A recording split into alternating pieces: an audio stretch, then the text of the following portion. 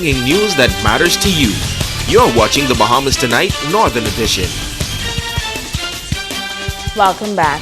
The Department of Social Service is hosting a seminar for high school students today. This is Child Protection Month, and students heard from presenters on how to create and maintain healthy relationships. Megan Shepard has this report.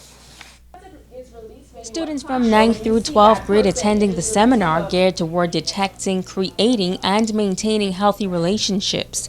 Welfare officer in the Family Services Division, Garth Russell, says they want to help the young people make good decisions regarding relationships and interaction with others. We have actually seen the effects of this, the ill effects of this when they are not properly prepared, such as domestic violence, physical violence, men actually running away from their responsibilities, not being able to, not wanting to pay the child support and these things, and so it creates more social ills.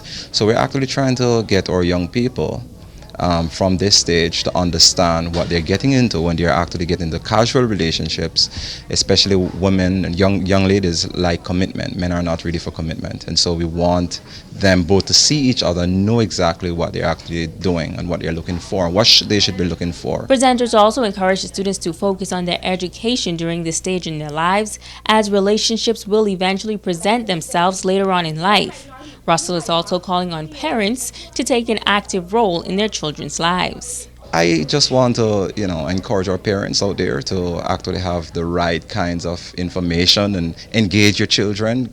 Let them know what love is all about, the commitment that is needed, the protection of the other, and so forth. And if they have other concerns, they can actually come into the Department of Social Services, the Family Service Division, especially, where we could actually relate to them on how to relate to stubborn children and the rest of the things that relates to that. Students were also allowed to ask questions and gain more insight. Russell says he believes the day was successful. We have seen a number of students, males, talking, perhaps sometimes grumbling, trying to get some words out. The girls look like they're quite attentive, and we're just going to have a wonderful time. Maggie Shepard, CNS Network News. In other news, achieving the Honorable Leadership Summit launching on Grand Bahama this Thursday morning, focusing on global unity, unifying the world through proven leadership skills. CEO and founder of the Boardroom Performance Group in California, Larry Calbadon, and co-founder Patricia Calbadon will be presenting on various issues around the world, including turmoil, warfare, conflict, and terrorism. They say the summit will shed light on the importance of unity.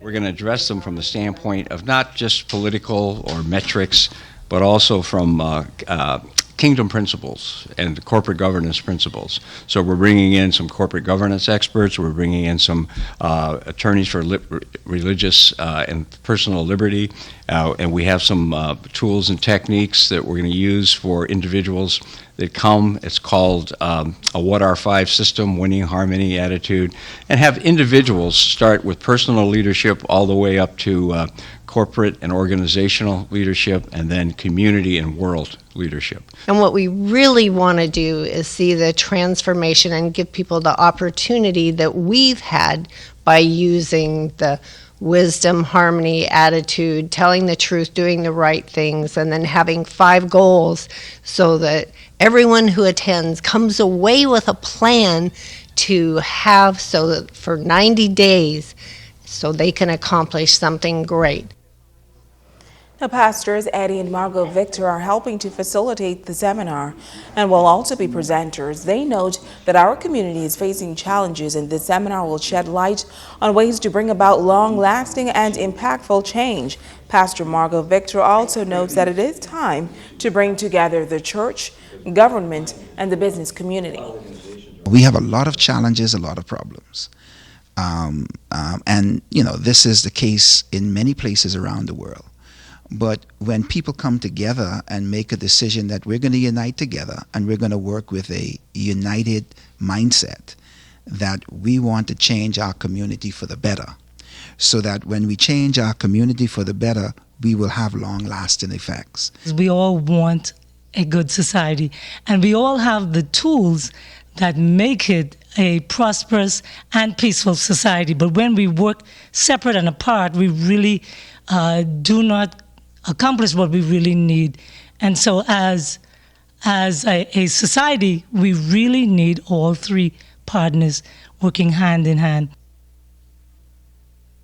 Well, a special tribute will be paid to the late Dr. Miles Monroe. The summit will be held April 21st through the 23rd at the Pelican Bay Resort.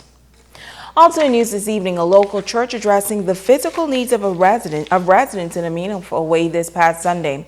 Many residents are still counting their blessings, among them 2 women who received a car and another the keys to a new home.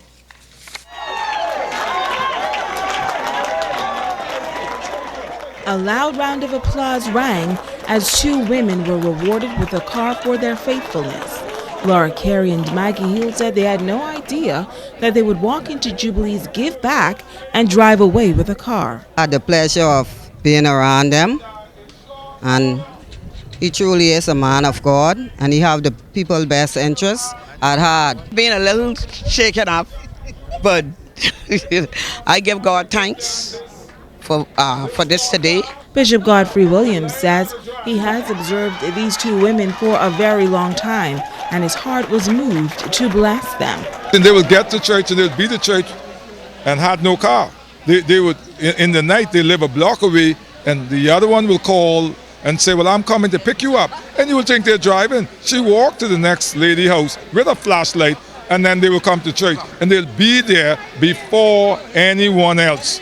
And so I watched that for a long time, and I could not help but making their day joyful. They wept and they were not expecting the keys for the car. And the joy about it, neither one can drive yet. But I told them, learn how to drive. And it's amazing. So I gave them the key, and everyone wanted who can take the key because neither one can move the car. So I said, be nice to somebody, get them to move the car for you. But they were not the only ones who received a blessing that day. A house was also given to a woman in need. The joy today was being able to give the key to a person who'd been walking the street, and now this evening can go into their new home. You know what that meant to me? I cried because I cannot even begin to imagine how that lady must feel tonight. I don't have to walk the street anymore. I have a roof over my head. I have a key to my door. I can go in to a 1-bedroom house and live. And now it is time to ask the doctor. Hi, and welcome to Ask the Doctor. Today I will review pre-diabetes and a few important numbers you should keep in mind. A fasting blood sugar level less than 100 is normal. If you have a fasting blood sugar level between 100 to 125, this is considered to be pre-diabetes. If it's 126 or higher on 2 separate blood tests, you have diabetes. Your doctor will then order a blood test called the A1C. This measures your average blood sugar level over 2 to 3 months. The advantage of this test is that you do not have to fast. A normal A1C is less than 5.7%. If your A1C is 5.7% to 6.4%, you have prediabetes, and if it's 6.5% or higher, you have diabetes. So during your next visit to your doctor, discuss if you need your A1C to be checked. Because if people who are pre-diabetic do not monitor their condition carefully by exercising, weight loss, and eating the right foods, they are at risk for developing type 2 diabetes later in life. I'm Dr. Monique Pratt, and this has been Ask the Doctor. Don't go away. Sports is up next with Sabrina Brown.